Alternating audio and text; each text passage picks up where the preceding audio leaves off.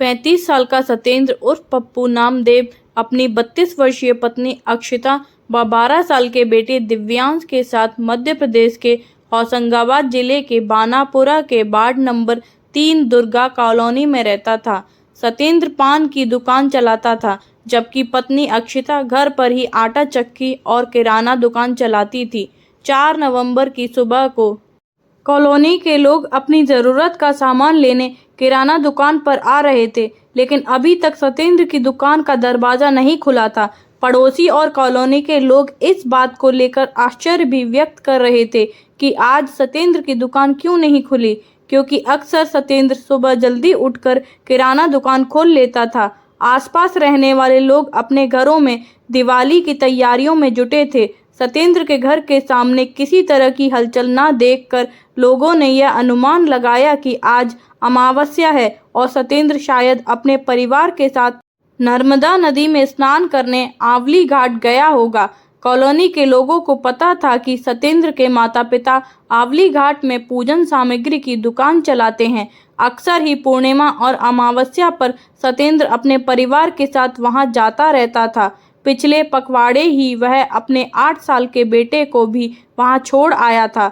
दिवाली की शाम करीब 4 बजे थे, तभी सत्येंद्र के घर के सामने एक बाइक आकर रुकी। उन्होंने दरवाजे पर दस्तक दी। दरअसल सत्येंद्र के घर के सामने उसकी दुकान की शटर लगा हुआ था, वहीं से होकर उसके घर के अंदर जाने का रास्ता था। काफी देर तक सत्येंद्र के घर का दरवाजा खटखटाया, मगर किसी ने शटर नहीं खोला। आवाज सुनकर पड़ोसी भी आ गए। बाइक पर सवार लोगों ने उन्हें बताया कि वे बनापुरा के ही रहने वाले हैं। आज आवली घाट नर्मदा स्नान करने गए थे। वहां पर नारियल प्रसाद खरीदते समय सत्येंद्र के पिता से परिचय हुआ तो उन्होंने कहा, आज दीपावली का दिन है, सत्येंद्र और बच्चों के लिए देवी माँ का प्रसाद ले जाना। सत्येंद्र के पिता के भेजे प्रसाद को देने के लिए वे काफी देर से शटर खटखटा रहे हैं, मगर कोई अंदर से उनकी बात सुन ही नहीं रहा। उन दोनों युवकों की बात सुनकर आसपास रहने वाले लोग आ गए और उन्होंने शटर को जोर जोर से पीटना शुरू कर दिया। अंदर से कोई जवाब न मिलने पर एक युवक ने खिड़की से झांककर देखा तो उनकी आंखें फटी रह गईं।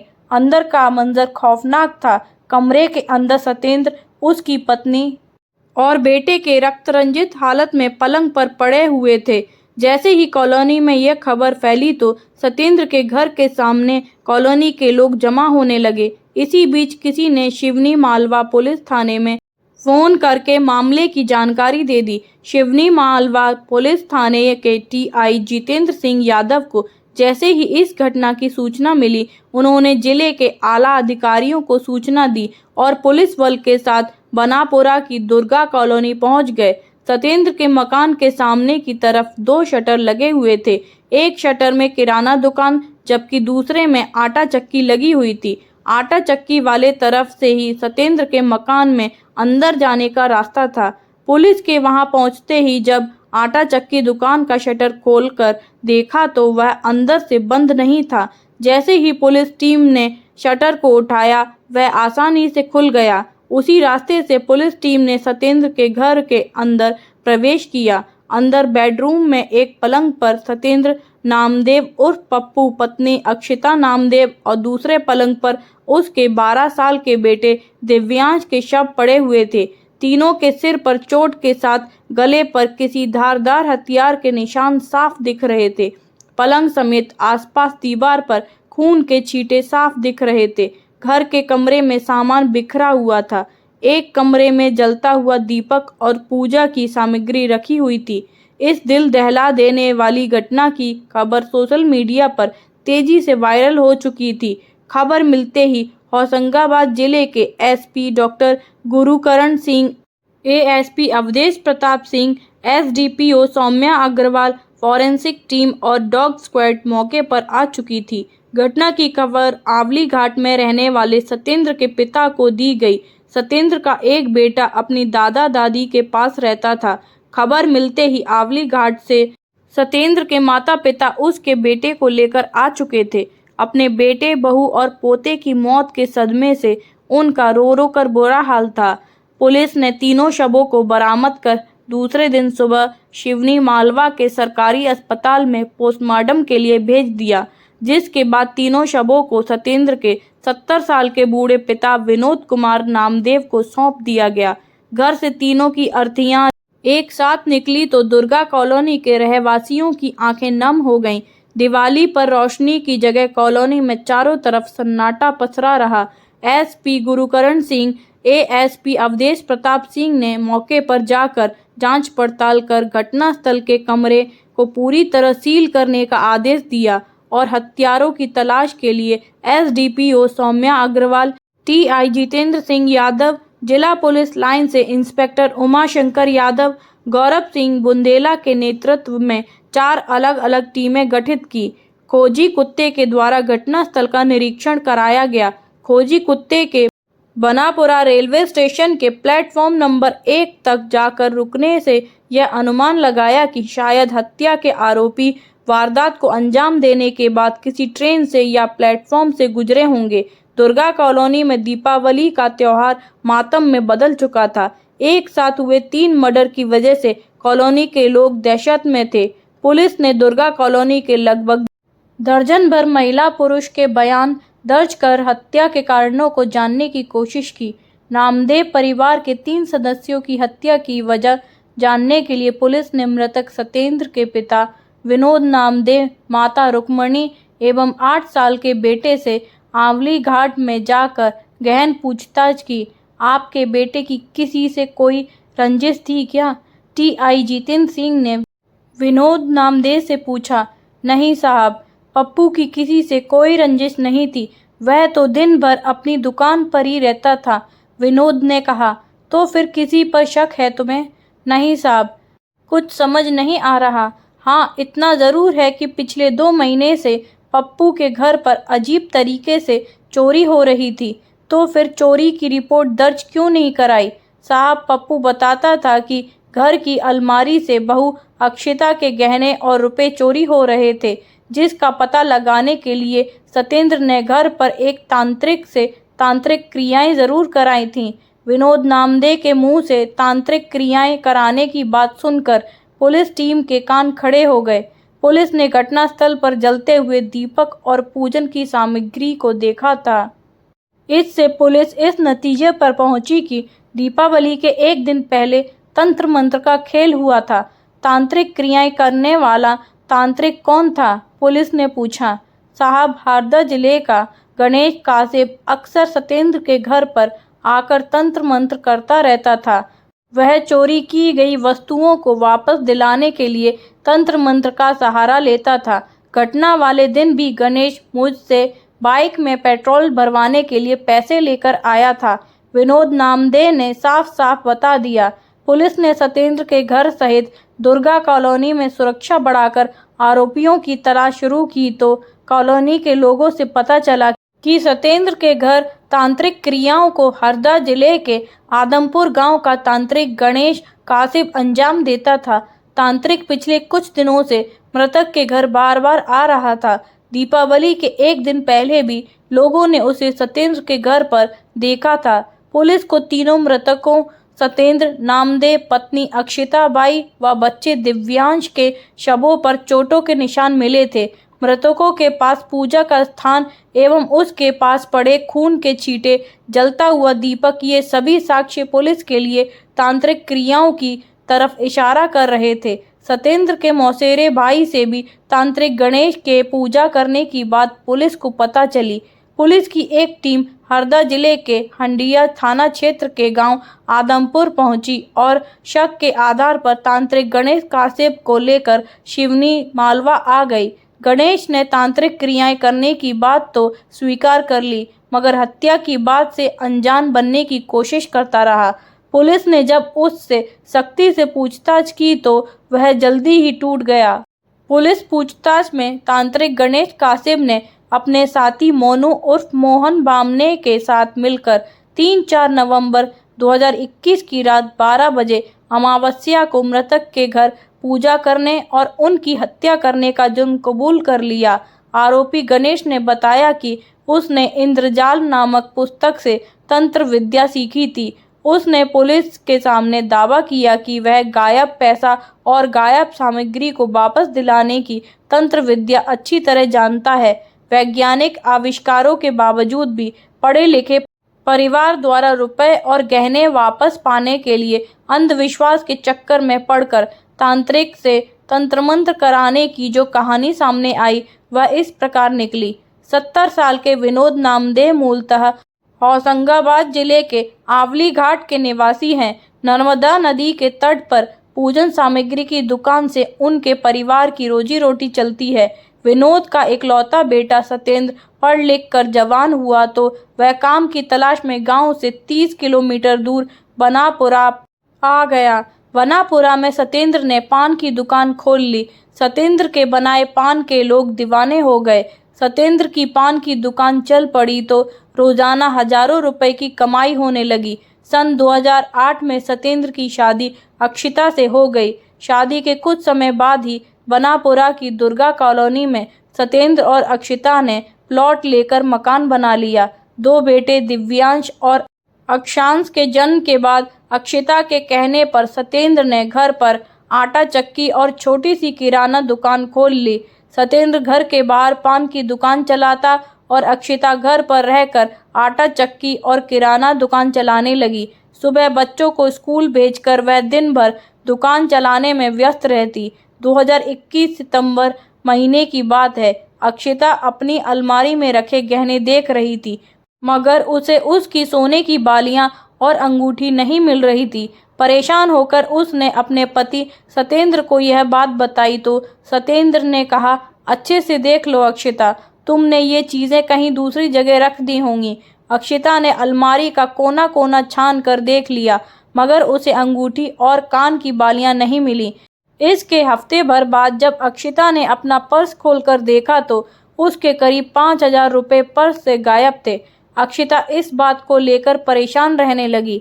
उसने सत्येंद्र से कहा, देखो घर से रुपए और अंगूठी कान की बालियां गायब हो गई हैं। जरूर कोई हमारे ऊपर जादू टोना कर रहा है। तुम कैसी दकियानूसी बातें कर रही हो? घर से कैसे कोई चीज़ गायब हो सकती है? तुम्हें कुछ याद रहता नहीं, कहीं रख दी होगी। सत्येंद्र ने उसे झिड़कते हुए कहा। अक्षिता के दिमाग में शक का कीड़ा घुस गया था। उसे लग रहा था कि किसी ने उसके रुपए और गहने गायब कर दिए हैं। इसी दौरान जब सत्येंद्र की मौसी का लड़का मनीष उसके घर आया तो अक्षिता ने उसे रुपए और गहने गायब होने की बात बताई तो मनीष बोला, भाभी मैं एक तांत्रिक बंजारा बाबा को जानता हूँ, वह लोगों के गुम हो गए सामान को वापस दिला देता है। भैया तुम बंजारा बाबा से बात कर लो ना, मुझे भी मेरे रुपए और गहने वापस चाहिए। अक्षिता के तो जैसे मन की मुराद पूरी हो गई। उसने चहकते हुए मनीष से कहा। मनीष 2-3 दिन बाद बंजारा बाबा को लेकर सत्येंद्र के घर आ गया। बंजारा बाबा का असली नाम गणेश कासिब था। 25 साल का गणेश कासिब हरदा जिले के हंडिया थाना क्षेत्र के गांव आदमपुर का रहने वाला था। गणेश को जिस उम्र में स्कूल की किताबें पढ़नी चाहिए थी उस उम्र में वह तंत्र मंत्र की किताबें पढ़ने लगा था। तंत्र मंत्र और झाड़ फूक में उसका नाम आसपास के इलाकों में प्रसिद्ध हो गया था। गणेश झाड़ फूक और तांत्रिक साधना के लिए बनापुरा आता रहता था। वह लोगों को बताता था कि उसके पास इंद्रजाल नाम की पुस्तक है जिसमें जमीन में गड़े धन का पता लगाने और चोरी किया धन वापस करने के लिए तंत्र मंत्र करने के उपाय बताए गए हैं। बंजारा बाबा अक्सर अमावस्या की रात को सुनसान जगह पर तंत्र साधना करता था। उसके इस काम में मोहन बामने उर्फ मोनू उसकी मदद करता था। 30 साल का मोनू भी उसके गांव के पास रिजगांव का रहने वाला था। हमारे समाज में अंधविश्वास की जड़ें भी अमरवेल की तरह इस तरह फैली हुई हैं कि पढ़े लिखे लोग भी इसे छोड़ने को तैयार नहीं हैं। अक्षिता और सत्येंद्र भी तांत्रिक के बिछाए इंद्रजाल में फंस ही गए। गणेश अक्सर सत्येंद्र के घर आकर कहता कि उसके घर में किसी प्रेत का साया है, इसी वजह से घर का सामान गायब हो रहा है। गणेश ने सत्येंद्र को 6 ताबीज बनाकर देते हुए कहा था कि इन्हें घर के सभी लोग अपने गले में हमेशा पहन कर रखें तो प्रेत का साया उनका कुछ नहीं बिगाड़ सकता। दीपावली के सप्ताह भर पहले गणेश ने अक्षिता को बताया कि दीपावली के एक दिन पहले की रात में वह उसके घर आकर तांत्रिक साधना करेगा। इससे उसके घर से गायब सभी सामान घर में आ जाएगा। उसने तांत्रिक साधना के लिए कुछ सामान की लिस्ट बनाकर उसे दे दी थी। सत्येंद्र काफ़ी मशक्क़त के बाद तांत्रिक क्रिया में उपयोग होने वाले सामान जुटा पाया था। तांत्रिक गणेश के बनाए प्लान के मुताबिक वह अपने सहयोगी मोनू को लेकर सत्येंद्र के घर रूप चौदस की शाम ही पहुंच गया। गणेश ने इंद्रजाल नाम की तंत्र मंत्र से संबंधित पुस्तक में पढ़ा था कि अमावस्या की मध्यरात्रि में किसी की बलि चढ़ाने से उसे तांत्रिक शक्तियां प्राप्त हो जाती हैं। इन शक्तियों के द्वारा वह जमीन में गड़े धन का पता लगाने के साथ खोए हुए रुपए जेवरात वापस ला सकते हैं। गणेश तंत्र मंत्र के जरिए उन शक्तियों को हासिल करना चाहता था, इसलिए उसने अपने साथी मोनू की मदद से दीपावली के एक दिन पहले की मध्यरात्रि में तांत्रिक अनुष्ठान करके बलि चढ़ाने का प्लान बनाया था। योजना के मुताबिक वे रात 9 बजे ही पूजा पाठ की तैयारियों में लग गए थे। सत्येंद्र के घर में बने एक कमरे में दीपक जलाकर पूजा में उपयोग होने वाले सामान को सजा कर रख लिया गया था। अक्षिता पूजा की तैयारियों के साथ खाना बनाने की तैयारी भी कर रही थी, क्योंकि गणेश ने अक्षिता से बोल दिया था कि खाना तैयार कर परिवार के लोग खा लें। तांत्रिक अनुष्ठान के बाद वह खाना खाकर ही घर जाएगा। गणेश ने एक कागज की पुड़िया अक्षिता को देते हुए कहा था कि इसे सब्जी में डाल देना। इसमें अभिमंत्रित बबूत है जो हर बला से सबको बचा कर रहेगी। अक्षिता बहुत खुश थी। उसे भरोसा था कि बंजारा बाबा के द्वारा किए जाने वाले तांत्रिक अनुष्ठान से उसके गहने वापस मिल जाएंगे। बाबा द्वारा दी गई बबूत उसने सब्जी में डाल दी। रात के 11 बजने वाले थे, तभी बाबा ने अक्षिता को बुलाकर कहा, आप तीनों खाना खाकर थोड़ा आराम कर लें। तांत्रिक अनुष्ठान में 2 घंटे से भी ज़्यादा का समय लगेगा। तांत्रिक अनुष्ठान देखने को बाबा ने पहले ही मना कर दिया था, इसलिए अक्षिता, सत्येंद्र और दिव्यांश ने एक साथ बैठकर खाना खाया और अपने अपने पलंग पर लेट गए। बिस्तर पर पहुंचते ही वे कब बेहोश हो गए उन्हें पता ही नहीं चला। इधर जैसे ही तांत्रिक अनुष्ठान खत्म हुआ तो बाबा ने मोनू को अंदर जाकर देखने को कहा। मोनू ने घर के अंदर जाकर देखा तो तीनों सो चुके थे। उसने तसल्ली के लिए आवाज़ देकर पुकारा, मगर सत्येंद्र का परिवार सब्जी में मिलाई गई जहरीली बबूत के असर से बेहोश हो चुका था। मौके का फ़ायदा उठाकर दोनों ने तांत्रिक क्रिया में इस्तेमाल की गई धारदार कुल्हाड़ी निकाल ली। देखते ही देखते तीनों के सिर पर जोरदार प्रहार कर उनका गला भी रेत दिया। कुल्हाड़ी के वार से खून के छींटे दोनों के कपड़ों पर पड़ चुके थे। तीनों का काम तमाम कर गणेश और मोनू ने अलमारी में रखे गहने और रुपए निकाले और सारा सामान समेट कर वे बाइक से भाग गए। जिस ढंग से दोनों ने घटना को अंजाम दिया था, उन्हें पकड़े जाने का जरा भी खौफ नहीं था, इसलिए वे रात को ही अपनी बाइक से हरदा जिले के अपने अपने गांव पहुंच गए थे। पुलिस की सघन पूछताछ में जब इस बात का खुलासा हुआ कि गणेश और मोनू तंत्र मंत्र के लिए बनापुरा आते थे, वे पुलिस की नज़रों में ज़्यादा दिन छुप नहीं सके। सिवनी मालवा पुलिस ने तांत्रिक गणेश और मोनू को उनके गांव से गिरफ्तार कर लिया। आरोपियों के खिलाफ बादम्बी की धारा 302, 201, 460, 380 के तहत अपराध दर्ज कर 8 नवंबर 2021 को दोनों को कोर्ट में पेश कर 1 दिन की पुलिस रिमांड पर लेकर पूछताछ में सारे मामले का खुलासा हुआ। तांत्रिक की निशानदेही पर घटना में प्रयुक्त कुल्हाड़ी, खून से सने हुए कपड़े और सत्येंद्र के घर से चुराए हुए रुपए, सोने का मंगलसूत्र बरामद कर लिया। 10 नवंबर को दोनों को कोर्ट में पेश किया गया, जहां से उन्हें होशंगाबाद जेल भेज दिया गया। फ्रेंड्स, आपको ये स्टोरी पसंद आई हो तो वीडियो को like, share, comment and subscribe ज़रूर करें। Thank you.